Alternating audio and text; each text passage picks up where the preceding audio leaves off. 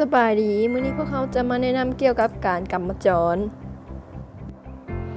การกำมะจรแม่นการเต้นของเส้นเลือดเต้นในห่างกาย และมันจะกงกันข้ามกับจังหวะการเต้นของหัวใจของเฮาการจับการกำมะจรแม่นเฮาสามารถจับได้ทุกๆบอนที่มีเส้นเลือดในห่างกายซึ่งมีวิธีดังนี้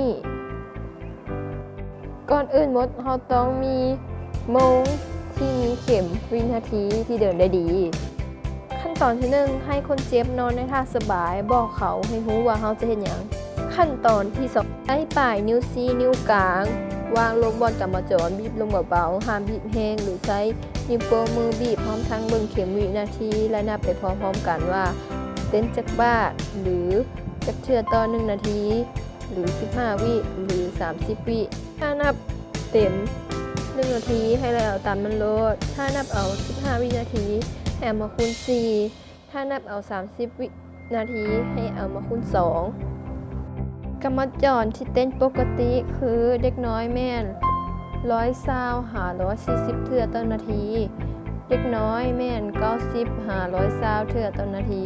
ผู้ใหญ่แม่น70 80เทื่อต่อนาทีผู้เฒ่า60เทื่อ90เทื่อต่อนาทีเด็กที่อยู่ในท้องแม่น140 160เทื่อต่อนาทีกำมะจรที่เต้นช้าแม่นน้อยกว่า60เทื่อต่อนาที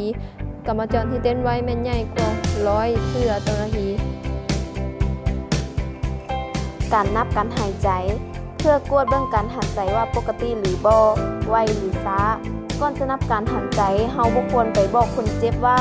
เฮาจะนับการหายใจของเขาเจ้าเพราะบางทีเขาอาจจะกั้นหายใจไว้ถ้าเขาหูวิธีการนับแม่นหายใจออกหายใจเข้าแม่นนับเป็น1เทื่อหรือว่าเอา15วินาทีมาคูณให้4หรือเอา30นาทีมาคูณให้2ก็ได้ถ้าว่าหันใจไวโดยวิธีการอธิบายการกำมะจรและการนับการหายใจในเมื่อเพียงเท่านี้ผิดพลาดประการใดขอโทษขออภัยขอขอบใจ